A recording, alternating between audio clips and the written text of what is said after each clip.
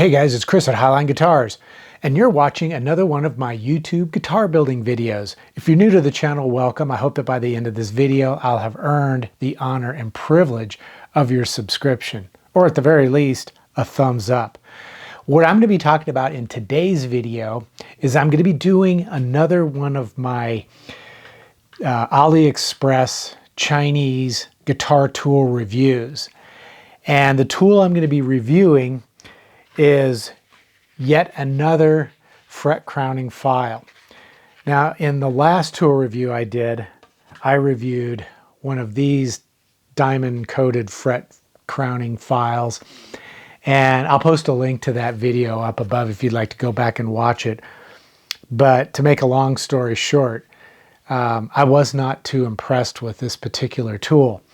So I have this other fret crowning file, and we'll see if this one performs any better.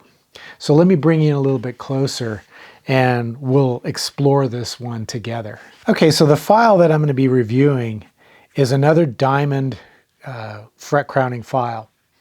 And this one is made by a company called Baroque.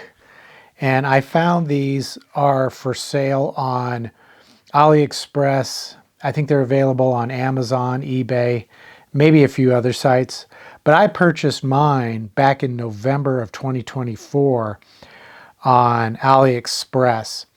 And at the time, I think I paid $20 for it. I've just checked the prices and it's now looking like it's around $22. Prices are going up on these tools that we can purchase from AliExpress, and I'll explain more about that a little bit later in this video.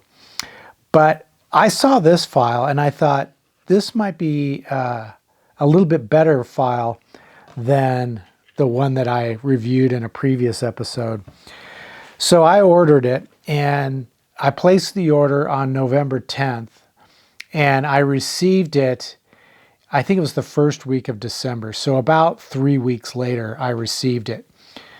Obviously, shipping from China takes quite a bit more time. So when you purchase these tools, you have to expect that. You're getting a cheaper price than what you would pay if you were purchasing it from a US maker or US seller, but it's going to take a lot longer for it to arrive. But when I got it, I opened up the box and the tool is inside of this nifty little pouch that it came with. And my first impression was it's pretty decent quality. It's some kind of material. I'm not sure exactly what it is. I'm sure it's some sort of synthetic material. It has the name of the tool, Baroque Exquisite Fret File, printed on the top flap. And on the back it says Made in China. It's well stitched. It seems pretty durable. Now in my workshop, I don't use these pouches. I simply take the tool out and put it in my toolbox. But if you're a traveling musician, this might be a good idea to help protect the tool, especially since it uses diamond abrasives. But the tool itself, this is what it looks like. Now, Baroque actually sells a couple of different fret crowning files. This one and then another one that looks very similar, except instead of being round like this one is, it's square. Now I chose this one because the dimensions are smaller. The square one is quite a bit longer and it's just beefier all the way around. And I felt for a fret crowning file, having a slightly smaller file would make it easier to use, especially when you're dealing with the strings and perhaps confined spaces.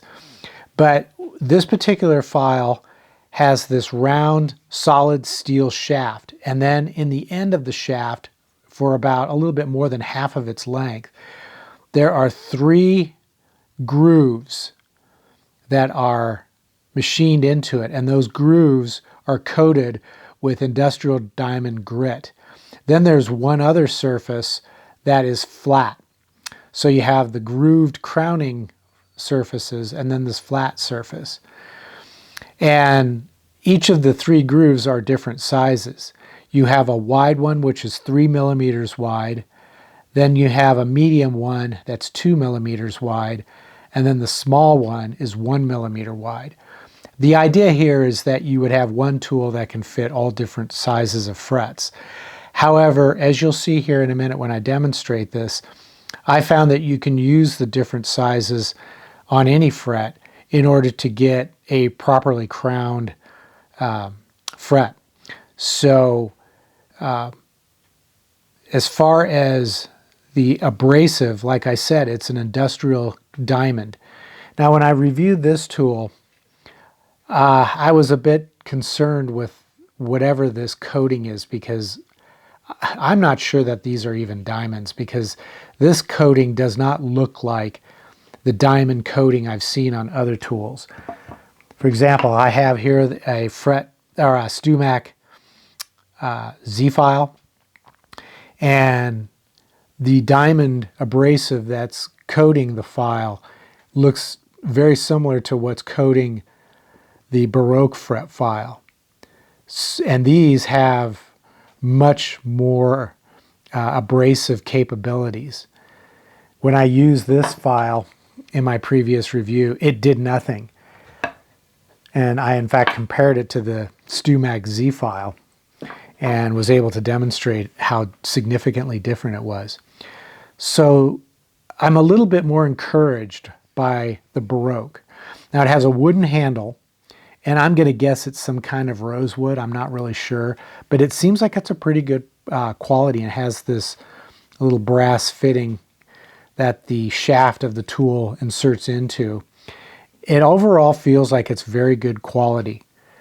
So based on just the appearance of the tool, I give it a thumbs up.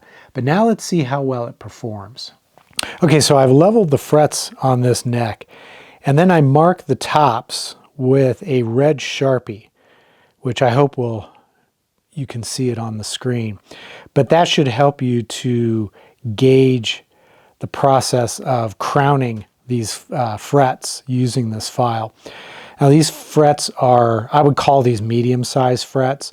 So I'm going to use the medium-sized groove. At least that's what I'm going to start with, and we'll see how well it crowns each fret. Now what I would encourage you to pay close attention to is the amount of material that is deposited on either side of the fret as I'm filing it. So if we see particles of material building up, we know the file is doing its job. If there's nothing, then the file isn't doing anything. And then what we want to do is we want to watch the top of the fret as I'm filing. That red Sharpie will get thinner and thinner until we have just a thin line of the Sharpie along the very center of the fret from end to end.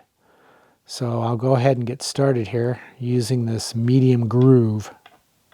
Hey guys, I just want to take a moment to encourage you to click that thumbs up button. Do it right now. It's a great way to show my channel's support. It doesn't cost you anything. But if you'd like to step up your support to the next level, you can visit my eGuitar Plans web store or my Highline Guitars merch store. There's links in the description below. And any purchase you make there is going to help support this channel so I can keep making these videos and sharing my knowledge and experience with you. Also, you can click the thanks button and leave a tip in the amount that you think is fair. Or, most importantly, you can click the join button and become a member. And as a member, you're going to have access to videos just like the one you're watching, but with a lot more information and detail. Now let's get back to the video.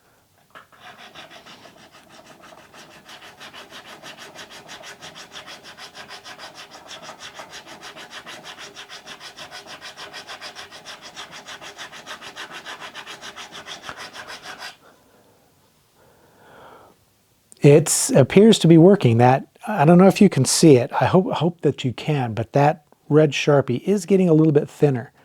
And there is a very small amount of particles on each side of the fret.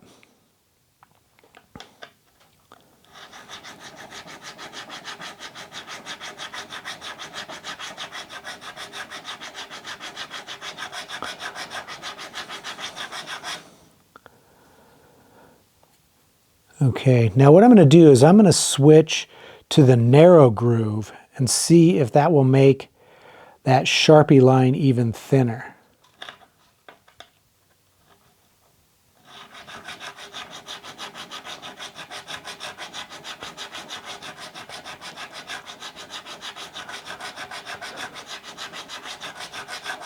And yes, it did. So really, you don't necessarily want to completely remove the Sharpie. You want just that thin line in the very center. Because if you remove it, you're actually reducing the height of the fret, which defeats the purpose of leveling it. So you want to make sure that you keep that line running right down the center of the fret. And that is going to mean that that portion of the fret is going to be the same height as the other ones as we continue to crown it. So now I'm going to move on to the next fret, and once again I'm going to go back to that medium groove.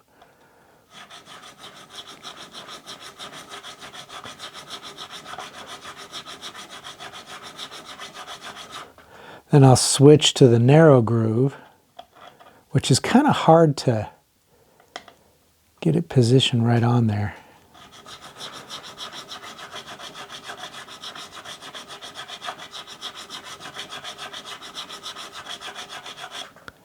Yeah, that does a very nice job of leaving that red Sharpie while at the same time rounding over the sides up towards that top center portion of the fret. So I do think that it is doing its job correctly. It seems that the abrasive diamonds that they're using, the industrial grade diamonds, they seem to be a pretty good quality. Now there is also this flat surface, and really I think the only use for that is if you're trying to do some spot leveling. So instead of bringing a leveling file as well as your crowning file, if you're a traveling touring musician, you would only need to bring this one. And then if you found a fret that had a high spot on it, you could just use this flat portion to take that spot down.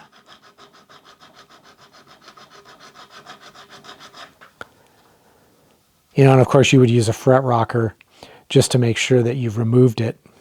And then once you have that high spot removed, then you would just go back to using one of the grooved slots to recrown just that section. Now, one thing I noticed as I was shopping for this tool, I couldn't find any indication as to what the grit is of the diamond abrasives that are bonded to the grooves. So what I did was I compared it to a couple of other tools I have which have the grit designation indicated, and that is these two StewMac Z files. One is 150 grit and the other is a 300 grit. And when I looked at the tools and the abrasives using a loop, it looks to me like this Baroque tool matches the 300 grit of the StewMac Z file. So if I hazard to guess, I would say this Baroque has a 300 grit, which actually I think is the best grit to use on a fret crowning file because it will crown the frets. It takes a little bit extra work. You know, it is much faster if you use a 150 grit, but the scratches it leaves are half of what a 150 grit is. So it's easier to polish the frets up to a high shine once you've recrowned them. Now, when I first started looking at this file on AliExpress, it was back in probably mid-2024, and the price at the time was like $18. And when I made the purchase, it was $20. And now I think it's edging up towards $22. I also noticed that it's available on Amazon, and back in early mid-2024, it was about $20, and right now it's at $28. So the price of all these tools, and I've been tracking all of these Chinese-made tools that I'm purchasing on AliExpress or Amazon or eBay, they are creeping up in price, and they're creeping up fairly quickly. And I would guess that's probably as a result of tariffs and the recent round of tariffs, which bumped it up another 10% from products coming from China, is probably going to increase the prices even more. So if you're thinking about purchasing a tool like this, I would recommend pulling the trigger now rather than waiting. But then there's one other thing you need to consider. Diamond files don't last forever. They will wear out. How long they'll last, it's hard to say. you really would have to gauge it on a per guitar basis, not in terms of years. So how many guitars can you get crowned with one of these files? Who knows? Hundreds maybe, I don't know. But at some point the file is going to wear out and you're going to have to replace it. Now you can purchase these files, you know, maybe buy a couple of them because they are inexpensive and then just have them on hand. Or you could even go and purchase a similar tool from StewMac, knowing that when it does wear out, you can just simply send it back and get a new one free of charge. But that's just something to consider. Diamond, I love diamond abrasives on files because they file in both directions. They leave very fine scratches that are easy to remove when it comes time to polish. However, they don't last forever, so just keep that in mind. Okay, well, I hope you've enjoyed this video and got something out of it. If so, please consider giving it a thumbs up. And as I've mentioned earlier in the video, you can visit my eGuitar Plans web store, my Highland Guitars merch store. You can click the thanks button, you can click the join button, do all those things to help to support the channel so that I can keep making videos about building guitars and purchasing and reviewing the tools that we use to make guitars. At any rate, until the next episode, take care, stay safe, and I hope you'll be back for more guitar building videos and more tool reviews.